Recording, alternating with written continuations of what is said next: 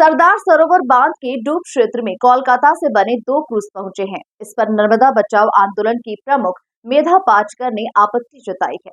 उन्होंने कहा कि धार जिले के चिखलदा में 2 क्रूज पहुंचे हैं, उन्हें नर्मदा में छोड़ने का प्लान चल रहा है। ये क्रूज इंडियन वाटरवेज अथॉरिटी के तहत लाए गए हैं, ऐसा कहा जा रहा है। लेकिन सवाल ये है कि नर्मदा में जो पानी का स्रोत बड़वानी सरदार सरोवर बांध के डूब क्षेत्र में कोलकाता से बने 2 क्रूज पहुंचने पर नर्मदा बचाओ आंदोलन की प्रमुख मेधा पाटकर ने आपत्ति जताई है। उन्होंने कहा कि धार जिले के चिखलदा में 2 क्रूज पहुंचे हैं, उन्हें नर्मदा में छोड़ने का प्लान चल रहा है। ये क्रूज इंडियन वाटरवेज अथॉरिटी के तहत लाए गए हैं, ऐसा कहा जा रहा है। लेकिन सवाल ये है कि नर्मदा के जो पानी का स्रोत है वहां क्रूज चला सकते हैं। केंद्रीय प्रदूषण नियंत्रण ने जो रिपोर्ट दी है उसके आधार पर जल स्रोत पर क्रूज नहीं चल सकता, क्योंकि ये पानी को प्रदूषित करता है।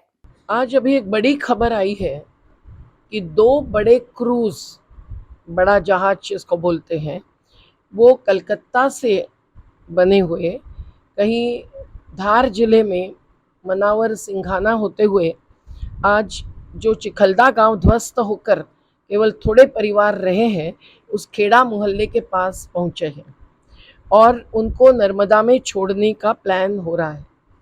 अब ये कौन कर रहा है? ये क्रूज तो इंडियन वाटरवेज अथॉरिटी इस पे तहत लाए गए हैं, ऐसा कहा जा रहा है। लेकिन सवाल ये है कि नर्मदा जो पीने का पानी का स्रोत है, वहाँ क्या क्रूज चला सकते हैं? एनजीटी की सितंबर 2022 की एक पर्यावरणविद पांडे जी ने जो केस लगाई थी, उसके तहत आई हुई ऑर्डर साफ कहती है कि कहीं भी जिसको वेटलैंड्स कहते हैं वहाँ, और जो वेटलैंड के बिना अन्य वाटर बॉडीज है यानी जल के स्रोत है, वहाँ भी ये क्रूज नहीं चल सकता है। और इसका आधार है केंद्रीय प्रदूषण नियंत्रण मंडल ने दिया हुआ रिपोर्ट, क्योंकि मध्य प्रदेश के राज्य सरकार के प्रदूषण नियंत्रण मंडल ने गलत रिपोर्ट दिया था।